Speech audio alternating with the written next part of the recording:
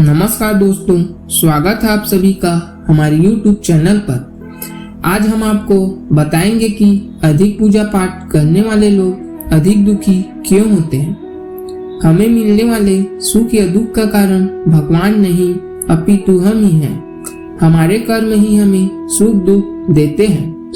कर्म सकाम व निष्काम होते हैं। सकाम कर्म यानी ऐसे कर्म जिनके बदले में हम कुछ भौतिक सुख सुविधाएं चाहते हैं। ऐसे कर्मों का फल सुख दुख के रूप में मिलता है। निष्काम कर्म वह है जिनके बदले में हम केवल भगवान को प्राप्त करना चाहते हैं। ऐसे कर्मों का फल भागवत प्राप्ति के रूप में मिलता है। अब बात आती है कि ज्यादा पूजा पाठ करने वाले ही दुखी क्यों रहते हैं। इसका सीधा सा उत्तर यह है कि ज्यादा पूजा पाठ करने वाला व्यक्ति भक्ति के स्वरूप को नहीं समझने के कारण पूजा पाठ तो करता है, लेकिन वह अनजाने में सकाम पूजा ही करता है, जिसका फल उसे सुख दुख के रूप में ही मिलता है। ज्यादा पूजा पाठ करने वाला बेशक ज्यादा पूजा पाठ या भक्ति करता हुआ नजर आता है, लेकिन वह कर्म कांड को ठीक से नहीं करना चाहता। ऐसे में गलती पर गलती करता जाता है। बेशक वह कहता है कि वह कुआं खोदने की बात करता है, लेकिन असल में वह खाई ही खोद रहा होता है। वह या तो कहता है कि वह बहुत सारी दुनिया भर की पूजा पाठ या मेहनत कर रहा है, लेकिन असल में तो वह अपनी मेहनत बेकार ही कर रहा होता है। बेशक ऐसा करने में उसका सारा परिश्रम निष्फल चला जाता है। तो एक बात तो यह हुई कि सकाम कर्मों का फल सुख या दुख के रूप में मिलता है। हो सकता है कि उसके पूर्व कर्म की वजह से उसकी जिंदगी में बहुत दुख लिखा हो और पूजा पाठ से बेशक कम हुआ हो, लेकिन फिर भी आप यही सोच रहे हो कि भगवान हमें इतना पूजा पाठ के बाद भी दुख ही क्यों दे रहे हो। और दूसरी बात यह है कि आप गलत तरीके से या बिना विधि विधान के जाने ही पूजा पाठ कर रहे हो। आप बेशक अत्यधिक पूजा पाठ कर रहे हो, लेकिन उनका प्रभाव उल्टा या निष्फल हो रहा हो। लगता है यहाँ तक आपको सब समझ आ गया होगा। अब एक पहलू और है पूजा पाठ करने वाले को ज्यादा दुख मिलने के पीछे, और यह लागू होता है केवल उस पर जो सही मायने में भक्त है। यह पहलू है विशेष है, इसलिए इसके लिए आप एक बार फिर से यह जान लीजिए कि भक्ति क्या है और भक्त कौन है। संध्या वंदन, योग, ध्यान, तंत्र, ज्ञान, कर्म के जैसे ही भक्ति भी मुक्ति का एक मार्ग है। भक्ति की कई प्रकार होती है।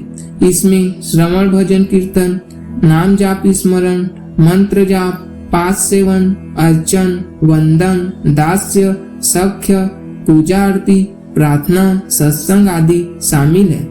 इसे नौधा भक्ति भी कहते हैं। अब आपको बताता हूँ भागवत गीता में उल्लेखित 4 तरह के भक्तों के बारे में।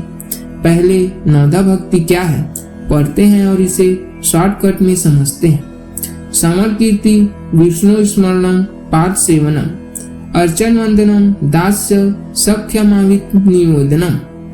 श्रवण, कीर्तन, स्मरण, पाठ सेवन, अर्चन, वंदन, दास्य, संख्य और आत्मनिवेदन।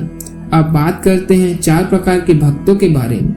गीता में भगवान कृष्ण ने कहते हैं कि चतुर्विद्या भजन्ते माँ जना सुशीर्कृतो जना अतो जिज्ञासु सारथिय ज्ञानी च भारत सभा। अर्थात अति जिज्ञासु, अर्थार्थी और ज्ञानी, ये 4 प्रकार के भक्त मेरा भजन किया करते हैं। इनमें से सबसे निम्न श्रेणी का भक्त अर्थार्थी है। उसे श्रेष्ठ आर्त से श्रेष्ठ जिज्ञासु और जिज्ञासु से भी श्रेष्ठ ज्ञानी है। आर्त भक्त वह है जो शारीरिक कष्ट या आने पर या धन वैभव नष्ट होने पर अपना दुख दूर करने के लिए भगवान को पुकारता है।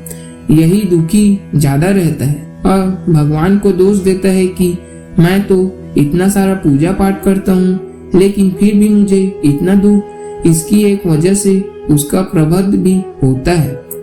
जिज्ञासु जिज्ञासु भक्त अपने शरीर के पोषण के लिए वरन संसार को अनित्य जानकर भगवान का तत्व जानने और उसे पाने के लिए भजन करता है।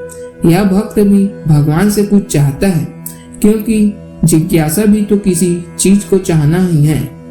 अर्थार्थी भक्त वह है जो भोग, ऐश्वर्य और सुख प्राप्त करने के लिए भगवान का भजन करता है। उसके लिए भोग पदार्थ व धन मुख्य होता है। भगवान का भजन गौण यह भक्त भी सुख दुख पाता है, क्योंकि इसका उद्देश्य भी सकाम कर्म है। ज्ञानी अर्थात जिज्ञासु से सकम भक्त है, परंतु ज्ञानी भक्त सदैव निष्काम होता है। ज्ञानी भक्त भगवान को छोड़कर और कुछ नहीं चाहता, इसलिए भगवान ने ज्ञानी को अपनी आत्मा कहा है। और एक बात अच्छे से ध्यान रखिए, यही भक्ति की केवल शुद्ध भक्त ही श्रेणी में आता है।